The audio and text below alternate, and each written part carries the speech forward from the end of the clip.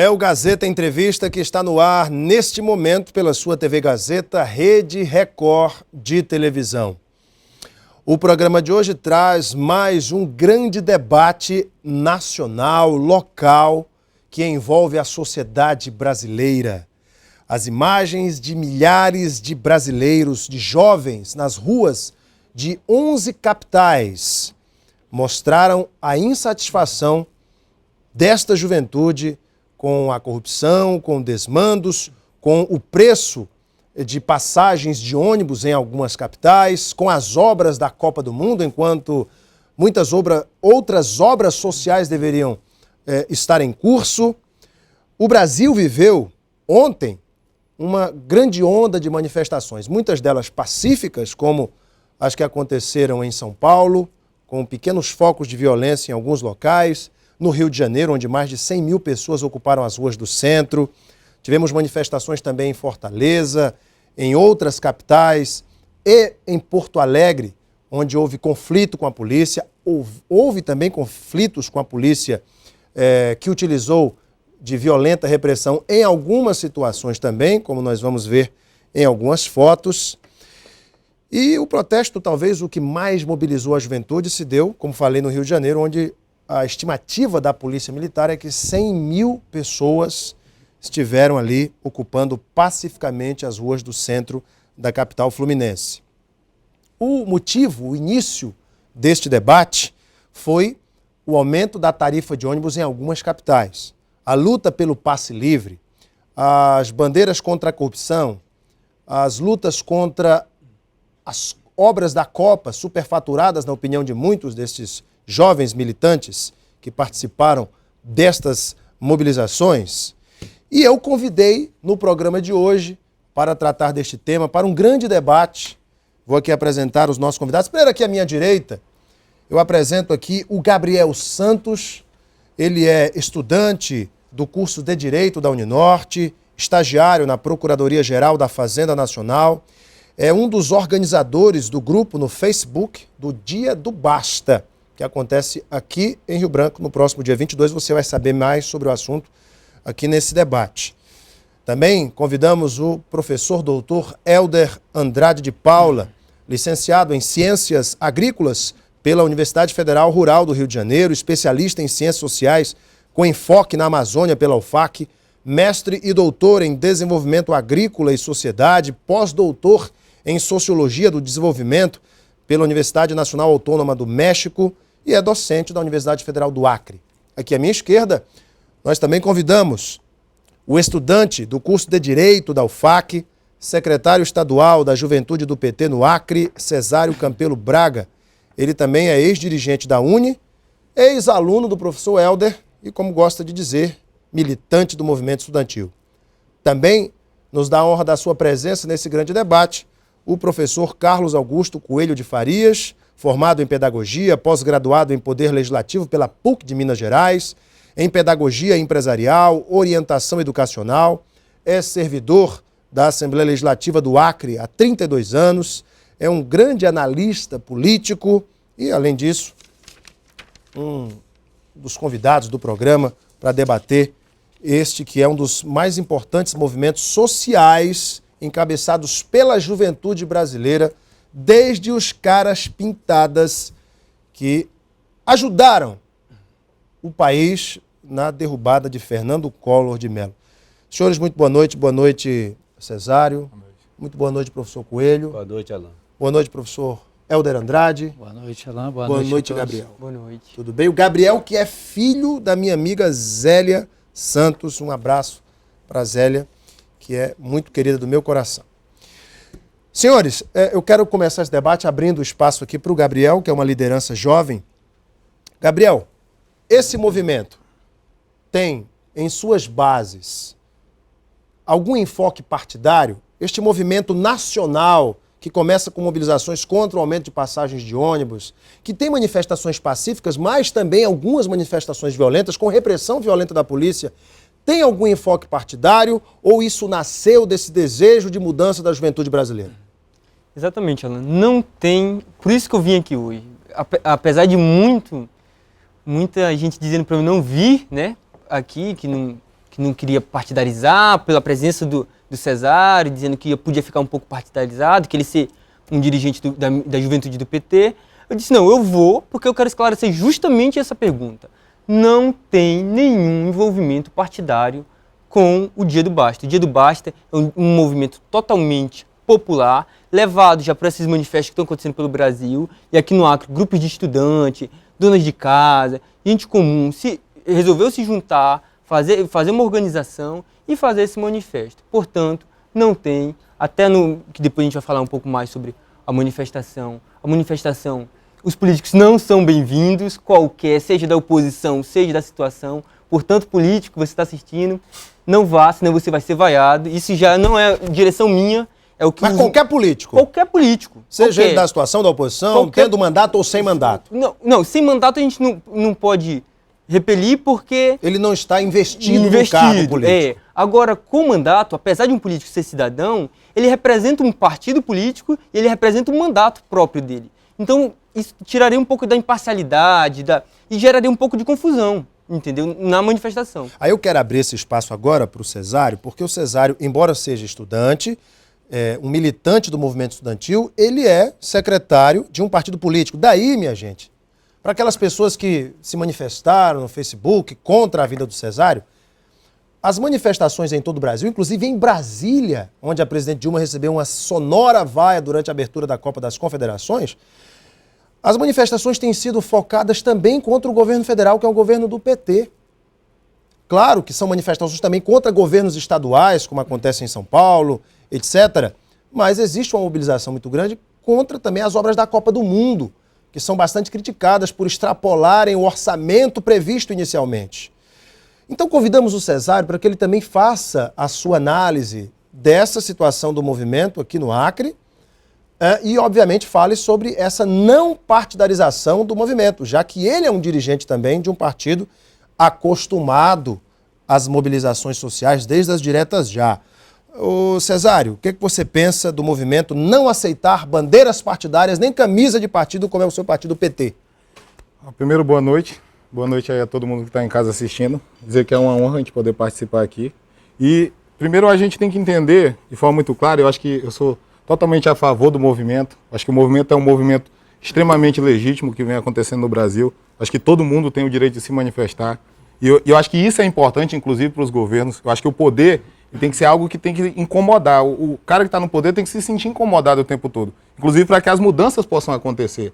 A gente entende que essa movimentação, que começou em São Paulo por causa de 20 centavos, e a gente sabe, inclusive, que não é mais por causa de 20 centavos, que é uma coisa que tomou uma conjuntura maior, que aquilo foi um estopim que fez com que todo esse processo que vem acontecendo no Brasil, ele pudesse estourar. Mas a gente entende, por exemplo, que os partidos políticos são importantes dentro desse processo. Em todos os movimentos, em todos os estados que têm acontecido essas manifestações, os partidos de esquerda, eles têm vindo participar junto, como o pessoal do Movimento pelo Passe Livre, do MPL, disseram, ó, nós somos um movimento apartidário, mas não somos um movimento contrapartidário. Até porque as pessoas que estão no partido são pessoas que têm opinião, são pessoas que querem expressar, que têm suas reivindicações também, independente de ter um partido ou não, são reivindicações que são válidas. A transformação da sociedade ela vai se dar a partir do momento que a gente conseguir juntar mais pessoas dentro dessa movimentação. Eu acho ruim a gente não permitir, por exemplo, que as pessoas vá com bandeiras, vá com as suas camisas, porque isso tem a ver com... é a manifestação pessoal dela. E a gente está falando de um processo democrático. Nós, particularmente da juventude do PT, não vamos, porque nós respeitamos o movimento. Se o movimento acha que você deve ser vai, dessa forma, não vou dessa você forma. não vai. Não vou levar minha bandeira. Eu disse que a minha bandeira eu já levo no meu coração e no meu braço, porque ela, para onde eu vou, é a bandeira da democracia, é a bandeira de um país melhor, de uma justiça social, de mudanças. E essa bandeira está com a gente onde a gente for, não precisa estar hasteada ela está na nossa voz, está no nosso poder de mobilizar e de reivindicar. Então nós não vamos dessa forma. Mas acho que a gente tem que repensar, e eu acho inclusive a participação dos políticos. Por que o cara que tem um mandato ele não pode estar lá? Ele é um representante do povo, ele foi eleito pelo povo. Sabemos que vivemos um momento de crise. Inclusive é com eles que nós temos que dialogar para que as mudanças possam estar acontecendo. O debate já começou. De um lado o Gabriel, o professor Helder, professor Coelho, defende a não partidarização e não utilização de bandeiras ou de símbolos políticos, de partidos na manifestação. Já o Cesário entende que não, que deve haver a manifestação política, porque isso é do caráter democrático do Brasil. E o senhor, professor, o que é que o senhor pensa disso, professor Helder? E agora, né? O que é que nós pensamos dessa coisa toda? Em primeiro lugar, nós não podemos tratar isso como um fenômeno tipicamente brasileiro. Para minha felicidade, o Brasil agora entra em sintonia com os movimentos mais avançados em outras partes do mundo, que estão muito mais além de uma luta contra aumento de passagem. São movimentos que surgem principalmente na América Latina, que é hoje o continente referência da busca de novo padrão de democracia que interesse a maioria da população e tudo. Em América Latina tem surgido diversas mobilizações, diversos movimentos de larga envergadura que contestam a democracia formal tal como nós vivemos no Brasil hoje. Na Europa, do mesmo modo. Portanto, essas mobilizações que estão em curso no Brasil, elas estão em sintonia com isso. Veja bem, vamos situar aqui, Alan, esse tema que o Gabriel levantou e que o Cesário contestou do seguinte modo: a recusa da participação de políticos, ela é mais além do que a cara feia dos políticos. Tem alguns que não são tão feios, mas a maioria. Então, qual é a recusa? É porque os políticos representam a institucionalidade que aí está. Eles representam esse pacto de mediocridade firmado entre o poder executivo, poder judiciário, poder legislativo, que faz vista grossa para a roubalheira que anda a largos passos no Brasil, que faz vista grossa para não atender às demandas mais diversas da população. Então, entendeu? Essa é uma mobilização de caráter mais social, de caráter mais apartidário, na sua opinião? Além disso, ela é contra o domínio dos partidos. O Cesário disse para o Cesário que o PT era especialista em mobilização. Ele foi até chegar ao poder. Quando chegou ao poder, ele passou a ser especialista contra as mobilizações que se colocam a favor da população, porque o PT no governo, ele defende o governo. E o governo está sempre agindo quase permanentemente em consonância com o poderio econômico que lhe sustenta, que lhe garante eleição e que lhe mantém no poder, e não a favor da população. Professor Coelho, isso demonstra, a análise do professor Helder, demonstra que os partidos políticos e os políticos em si enfrentam essa crise hoje de identidade, uma crise ética que se revela nessas mobilizações sociais, inclusive capitaneadas nas redes sociais, professor? O Alan, é uma verdade. E nós temos que antes contextualizar essa situação. Temos que entender que é uma crise econômica, que não é de hoje, que já vem na Europa. Veja que o que aconteceu em termos de manifestações, por que acontece a manifestação? É uma insatisfação de uma determinada categoria ou de várias categorias. E aí o que acontece? A insatisfação na Europa pela crise econômica levou Estados Unidos, França, Espanha. Veja o que aconteceu por lá. Houve uma crise institucional, política e financeira na Europa. O que acontece essa questão política? Essa manifestação, no meu entender, ela é plenamente democrática e salutar. Veja que nas diretas já houve uma manifestação espontânea, mas tinha uma penetração política porque tinha interesse nas eleições das diretas já. Depois veio fora Collor. Os caras pintados. Depois veio fora Fernando Henrique, o FHC. Houve o fora Fernando Henrique.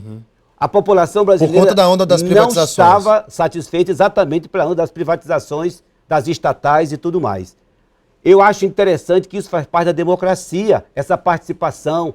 Agora eu quero parabenizar a juventude, o Gabriel e toda a coordenação por essa manifestação, porque a população despertou e precisa agora assumir um compromisso maior. É verdade que o parlamento brasileiro está em baixa. Os políticos, não todos, mas uma grande gama, porque visam interesses pessoais, particulares, e a população não aceita mais isso, Alan. Então, além da juventude, além desse movimento chamar, ir lá protestar, mostrar o que está errado e apresentar alternativa, eu quero conclamar aqui a juventude do Acre e do Brasil para que não fique só na manifestação. Por que nós temos políticos ruins, professor? É porque muitas pessoas compromissadas, muitos jovens, não têm a coragem de ir lá se candidatar. Porque é democrático, você vai lá, precisa na legislação escolher um partido, você escolhe um partido e você vai defender democraticamente os seus ideais. Quando essas pessoas que têm compromisso verdadeiro com a sociedade, elas ficam no segundo plano, aí outras pessoas que detêm um certo poder econômico ou uma certa influência, vai lá, se candidata e passa a ser o representante. E quando chega no parlamento, o que acontece? Não produz. Qual é a produtividade? Vamos fazer aqui uma análise, Alain. Qual é a produtividade dos 10 anos dos nossos parlamentares? Respeitando que eu sei que alguns trabalham. Mas a grande maioria não trabalha, Alain. Estão visando só a parte financeira. Infelizmente é isso. E nós temos um outro problema. Nós temos na sociedade aquelas pessoas comprometidas que sabem ter um despertar crítico, mas nós temos a grande alienação. E quando chega na eleição, eu conheço várias pessoas que votam com 2 semanas, não sabe quem votou. Ou então simplesmente anulam o seu voto? Anulam o voto, é o compromisso que... Como é que o cidadão vai cobrar do seu representante que ele votou por uma benécia, por um pedido de um amigo, por a famosa lista do dia da eleição? E aí, meu amigo, qual é o compromisso que esse parlamentar vai ter com a nossa sociedade? Vai ter compromisso, a maioria deles, não são todos, mas com ele, com a família dele e os amigos mais próximos. Gente, vamos falar aqui também dessa mudança de atitude dos jovens brasileiros. O professor Coelho falou dessa alienação que alguns ainda vivem no Brasil. E eu quero levantar esse debate para todos vocês complementarem aqui. As redes sociais têm cumprido o papel também, não só do bate-papo, da conversa, das opiniões, mas têm cumprido, na sua opinião, você que é um dos organizadores no Facebook, nas redes sociais, Gabriel, do Dia do Basta, tem cumprido o seu papel político também, na sua opinião, de levantar o debate, tirar o jovem da alienação em que vive, muitas vezes? Exatamente, Alain. Antes, eu queria fazer um contraponto, o que o Cesário falou a respeito da participação de partidos políticos, poder levantar sua bandeira e tal. Eu acredito que uma manifestação totalmente popular, que nem está acontecendo no Brasil, totalmente popular, que não é dirigida por DCS, por movimentos estudantis, sindicatos, partidos políticos, igrejas, é uma movimentação de donas de casa, de estudantes, de gente que não está vinculado a nada. Uma manifestação dessa não pode simplesmente aderir àquilo que eles lutam contra, entendeu? Por exemplo, veja bem, esse grito não é um grito com os políticos. A gente não vai dar as mãos para o político e cantar uma bela canção. Não é isso que a gente quer. A gente não está ali para fazer amizade com o político, a gente não quer fazer palanque político para ninguém se promover. A gente está ali não é para gritar junto com os políticos, é para gritar para os políticos, para os partidos políticos. Eles não estão nos representando mais, tem uma estagnação, eles não têm esse poder de representação mais. E a gente está gritando para eles, acorda. Não é 20 centavos, ou alguém acha que é 20 centavos, é por causa de 20 centavos que o pessoal saiu, 100 mil pessoas foram às ruas em São Paulo. Não é por causa disso, é porque as pessoas andam enlatadas dentro dos ônibus e ainda querem cobrar um preço absurdo pelo ônibus, esperam horas. Não é só em São Paulo, aqui no Acre também, em Rio Branco também. Pagar 2,40 também é um absurdo. Enquanto a obra orçada do Mané Garrincha de 600 milhões custou 1 bilhão e 300. A gente não luta por 20 centavos, a gente não luta por impostos. Ninguém se importa em pagar imposto na Suíça, por exemplo. Aqui a gente se importa, a gente fica com raiva, não é por causa do imposto que a gente paga. A gente fica com raiva quando a gente chega no posto de saúde e não tem médico para atender, não tem remédio para ser distribuído. A gente fica com raiva é porque falta segurança pública, é porque a gente é assaltado frequentemente nessa cidade, no país inteiro. A gente fica com raiva porque a gente não tem uma educação de qualidade, nossas escolas estão precárias, milhares de estudantes com uma educação precária. Por isso que a gente fica com raiva. Não é por causa que é 20 centavos, é imposto, é nada não. É porque é estagnação política. Os políticos viraram as costas para os brasileiros e não estão fazendo nada. E essas manifestações, essas milhares de pessoas que estão saindo nas ruas, estão gritando para os políticos. Por isso que eles não são bem-vindos lá. A gente está gritando para eles, assim, ouça-nos. É isso que a gente está falando para eles. Agora, Cesário, a bola é com você, hein? Bom argumento do Gabriel, viu? Não, eu acho que o argumento é válido, inclusive o que a gente pensa, e quando eu digo que eu acho que a participação deles é válida e quem quiser ir tem que ir, porque eu penso no processo que é democrático. E quem quiser participar de uma movimentação, até porque, como o professor Coelho bem colocou, nem todo mundo está errado, nem todo mundo vira as costas, porque sempre a gente generaliza, não, porque todos os políticos são ruins. A gente tem uma tendência natural a criminalizar a política. Eu acho que nós temos que pensar como é que a gente muda essa forma como está sendo feita. Inclusive, por isso que eu acho que é importante convidar os partidos políticos para fazer parte do manifesto. Dizer, ó, rapaz, esse negócio não está funcionando. Nós do Partido dos Trabalhadores, por exemplo, acreditamos que esse sistema eleitoral está falido.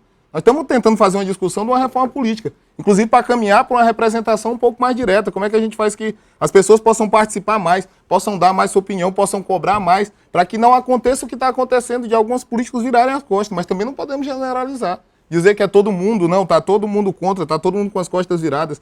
Eu acho que tem milhares de militantes de partido político que têm um entendimento do que está acontecendo, que são contra. A gente entende, inclusive, que é um novo momento que o Brasil vive. Nós tiramos 40 milhões da pobreza, eram pessoas que antes estavam preocupadas somente com comer. 19 milhões de novos empregos com carteira assinada. Pessoal que tinha uma preocupação diferente, agora eles querem mais. Eles querem o direito de ir e vir, eles querem que um transporte público de qualidade, eles querem sair daqueles ônibus enlatados, eles querem que aconteça um novo momento, é cultura, é mais educação. E nós avançamos muito, inclusive, para produzir esse processo. Se as reivindicações são novas, tem a ver com os governos democráticos e populares que possibilitaram que houvesse novas reivindicações.